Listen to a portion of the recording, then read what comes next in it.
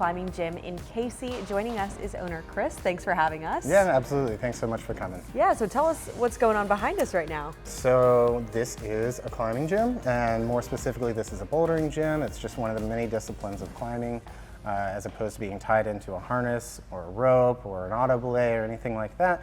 You are free climbing. So you reach the top, you reach the end of the climb, and then you just kind of hop down. Yeah, so obviously there are a lot of different areas of the gym. Are any more difficult than others? So any area can be as difficult as the next area. It just depends on what you're asking from the people climbing, right?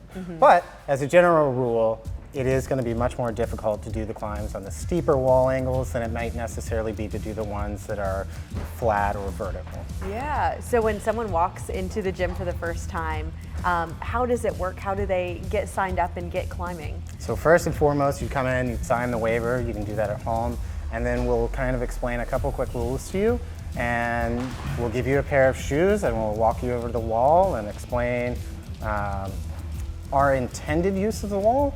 But at the end of the day, it's more so about how you find joy in climbing, and that might be the way that we delegate it to you, and it might also be the way that you find most enjoyable. Yeah, right? so do people typically bring friends or come alone? How does that work? Kids always do better when they come in pairs, because Okay. then there's much more of this competitive nature between the two of them to compete to see who's better.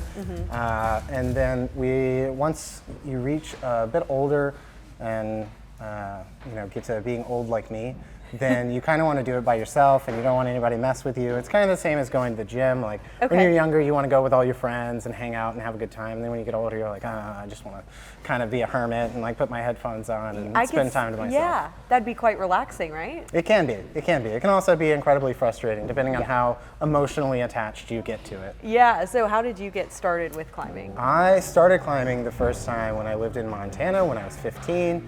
And I moved back and didn't do it again for a couple years, and then got back into it when I was 18. So I've now been doing it for about 13 years now, consistently. Any life lessons you've taken from your time climbing? Don't get emotionally attached to things that you can't change. Be willing to work on your weaknesses, things like that. But also just learn to enjoy the experience. What makes someone good at climbing when it comes to like a physical standpoint? So from a physical standpoint, being good at climbing is sometimes being well-rounded. We have a lot of people that come in with a gymnastic background, and so they're really, really good at coordination and balance and things like that. And so that person might more intuitively take towards climbing. And then there's also this side of it that is truly just genetics of how much weight can you pull? How quickly can you develop that strength? Can you retain that strength? Can you avoid injury? Things like that. So there's a lot of different factors that go into climbing that make you a good climber. But I would say that the people I enjoy climbing with most are the ones that don't take it too seriously. They're just here to enjoy themselves, and that's way better. Yeah, is climbing kind of geared toward any specific age group, or is it good for a lot of people?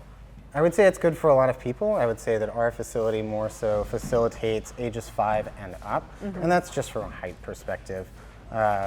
There's only so much overlap between a 5-year-old and an adult and what they can and can't reach. So that makes it a little bit difficult.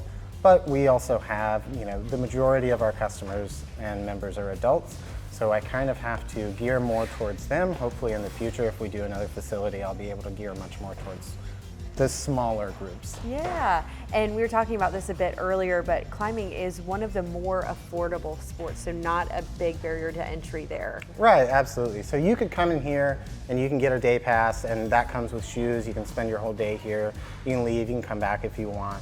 And then really your biggest expenses are going to be purchasing gear, which you can choose to purchase, or if you choose to just come to the gym instead of going outside, then you're limited pretty well to just needing climbing shoes, chalk, and a chalk bag. We're about ready to get started, but first we have to change out our shoes. So tell us about rock climbing shoes and what makes them unique.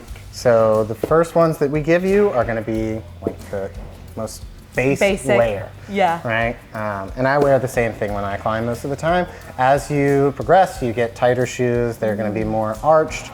The toe's going to point down harder, and it's just so that you have a little bit more stability when you stand on much, much smaller holds. But for what we're going to be doing today, we're just going to wear some nice, easy, comfortable shoes. So we're going to start on the easiest climb we have in the gym right Okay. now. It's going to be yellow. Do you want to give it a shot first, or do you want me to do it? You show us how it's done. Okay, I'll show you how it's done. So when you come into our facility, you're going to see this tag here that indicates the difficulty of the climb. It's the letter V and the number behind it. The 0 indicates that it's the easiest, and as that number goes up, the climbs get harder and harder. If you see another tag in the same color that says start, you're going to start with both hands. Here we go. Yeah, just like that. And I'm sure you can tell when, you see people rock climbing, it does take a considerable amount of strength to be able to hold yourself up, and then as the grips get smaller too. A lot of that finger strength that's some serious stuff. Nice. There we go.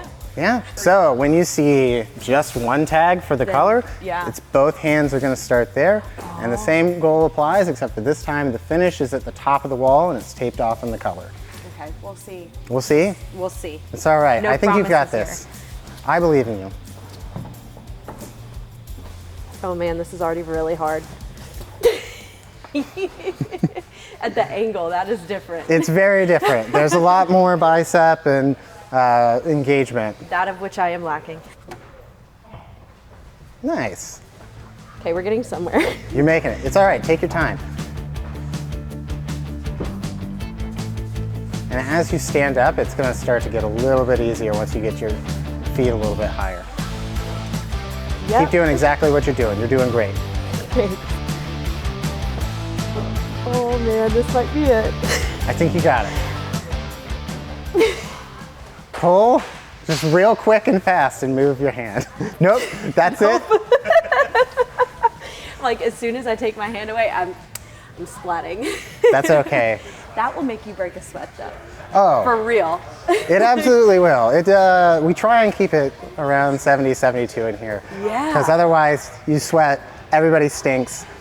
Nobody wants to smell stinky people. Slippery. Everything's slippery. That's why we use chalk. That's why I aggressively reach my hand in here every 5 seconds.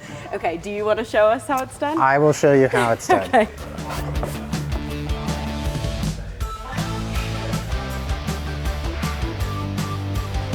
What a pro. That was awesome. You make it look easy. I'm supposed to. That's my job.